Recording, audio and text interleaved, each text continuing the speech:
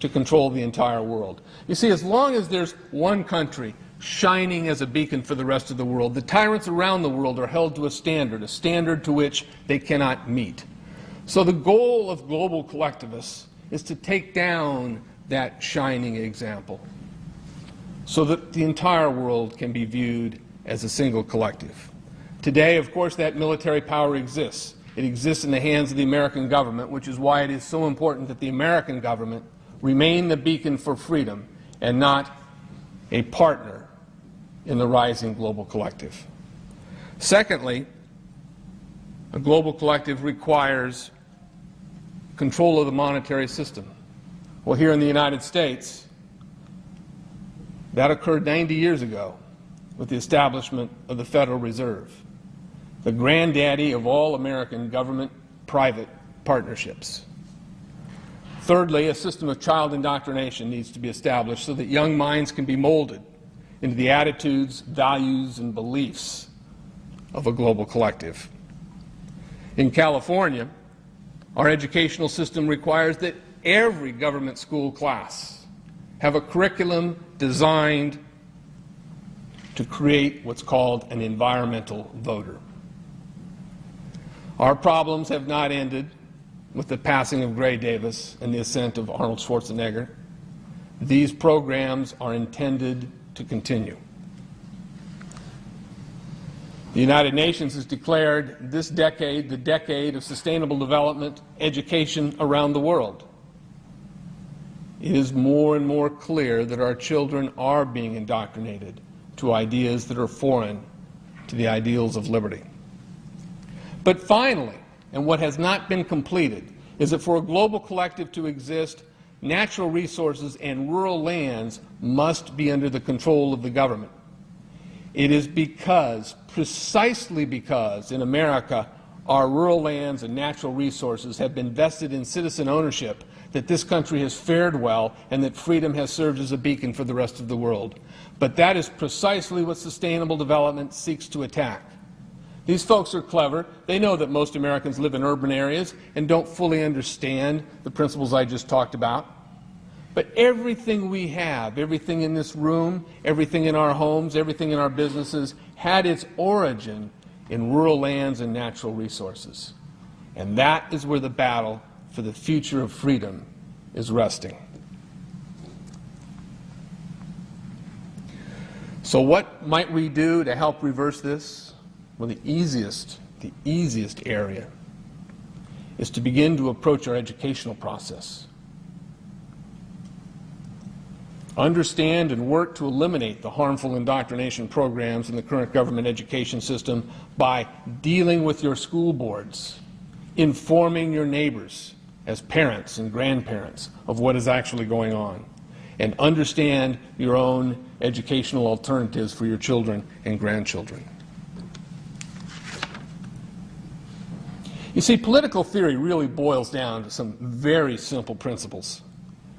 And in essence, as I suggested at the beginning, in answering the question of who decides, is it the individual or the state deciding the terms of a person's life, there are but two formulations for governmental operation.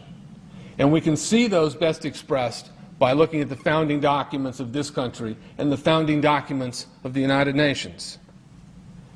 In America's case, the principle is based on the ideal of self-governance, which of course leads to liberty, and which is predicated on the idea of unalienable rights, meaning that the right to one's property, which creates the right to one's liberty, which gives to one a life as a human being, is a right that is inherent or imbued into our nature and cannot be stripped away. But with the United Nations, the premise is quite different. You see, state collectivism leads to tyranny, which is based on an idea of human rights. Human rights, animal rights.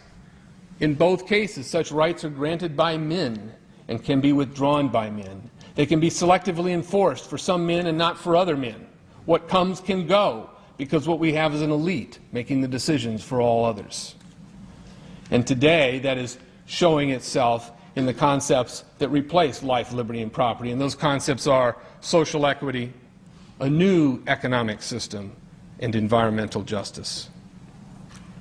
You see, the modern war on liberty fosters confusion in our schools regarding the nature of what is a moral government. It causes division by dividing us into groups under the principles of social justice, replacing the concepts of equal justice. And it creates dependency through a welfare system which seeks to undermine free enterprise and establish this new economy.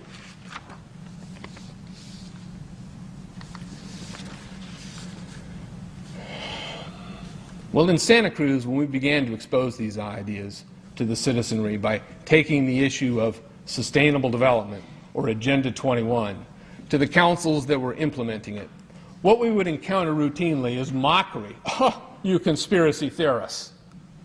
Well, they don't do that anymore because it's become quite evident by just looking at the United Nations' own website that Agenda 21 and sustainable development are ideas being promulgated by the international political machinery.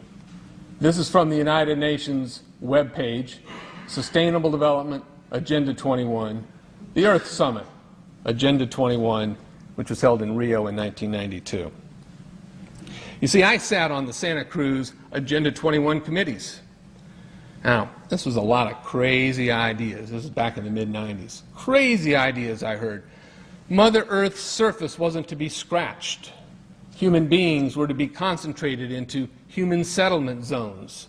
Transportation systems were to be changed. Educational systems were to focus on the environment as the central organizing principle. All aspects of life were covered. There were committees on agriculture, biodiversity, education, energy, housing, government housing, population and its control, public health, social justice, transportation, and a, quote, viable economy. Well, I went to these committees at the request of some people who told me that I needed to understand what was going on, and I came back and I said, this is craziness. This is so silly. It has no chance of having any effect on our society. Well, I was wrong. In the early part of 2001, councils and committees began popping up all over Santa Cruz County. From watershed councils for every small dabbling creek, to fire-safe councils, which were really run by the Department of Interior, coming into Santa Cruz using the fire chiefs as an excuse for imposing a county-wide habitat conservation program that would keep some landowners from walking on their property during the mating season of the long-toed salamander, as an example. Homeowner associations were suddenly changing their bylaws, getting rid of the Roberts Rules of Order and turning to stakeholder and consensus basis. Visioning sessions were held. And suddenly, the newspaper, a compliant partner in this dynamic, began to propagandize the benefits of restructuring our infrastructure, becoming less reliant on cars, creating rails and trails and government-designed housing, dense housing, along the railroad track.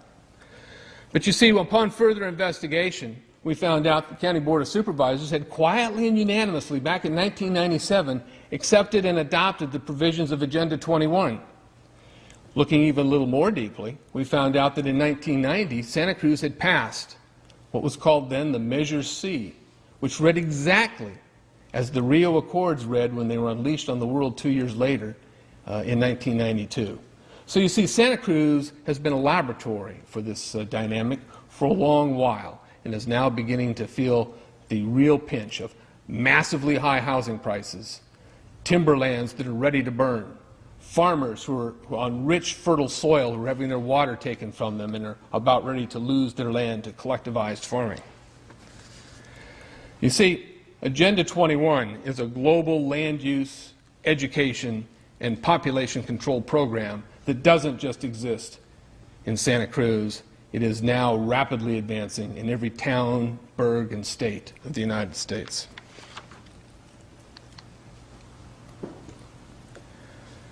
A man named Maurice Strong, a Canadian oil billionaire, was the Secretary General to the United Nations 1992 Conference on the Environment and Development, the so-called Rio Earth